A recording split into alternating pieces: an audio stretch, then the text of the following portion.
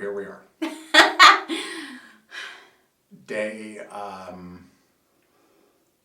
around 11, 12 of quarantine. That's not to say we haven't left the house. We have. Except for Ellie now. She has really bad allergies, so she can't leave the house. And I feel guilty going past the front door stoop, so I sit on the stoop. That's my outdoor time. We're losing our minds. We were discussing over dinner last night topics we would love to talk about, and then we kind of realized that we ended up talking about funny shit that happens in the self-taping room. And we thought, what a perfect first episode of whatever this is that we're trying to do. It may be the only episode.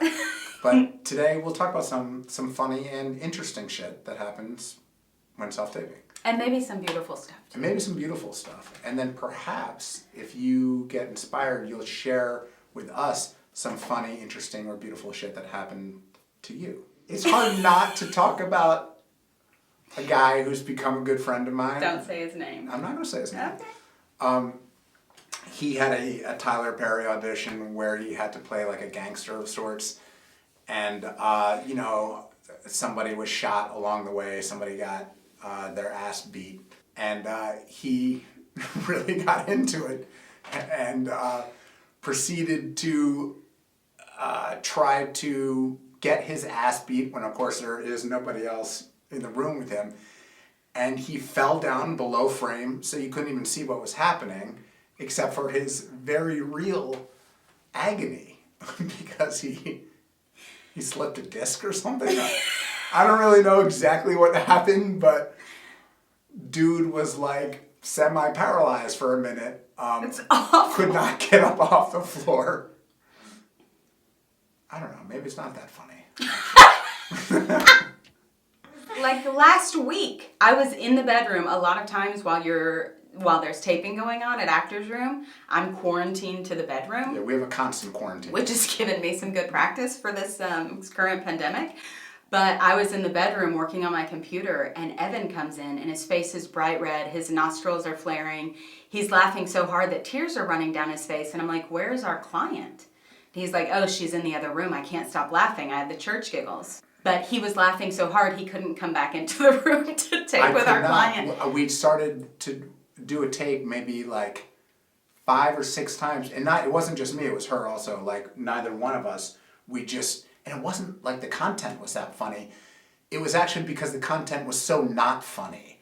And we were trying to take it seriously, and that was the problem. We were trying to take this bullshit material really seriously. It felt really good until a certain point where actually it didn't feel good anymore because I couldn't stop laughing. It was painful and scary, and it reminded me of like being in like middle school where a teacher gets mad and you start to laugh and he gets even madder. Yeah.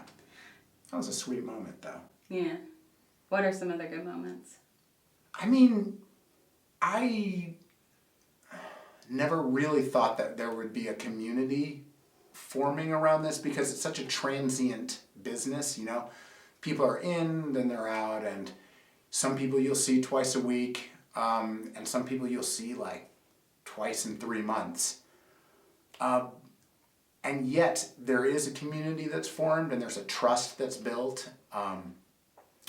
We have parents who bring their kids here who now feel so comfortable that they just allow their kid to be in the room and tape with me, like some wicked talented kids who are booking big time. Everything. Big time. And the parent just like, because they're working so hard and they're holding down their full-time demanding job, and they just come here and just pass the fuck out on our couch.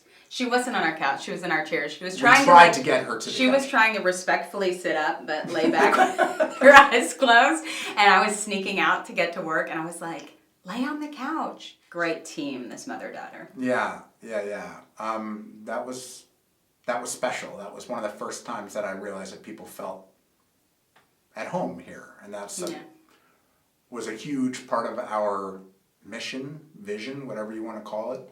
Like, we have our little catchphrase, when you're here, it's your room. The pros that come in,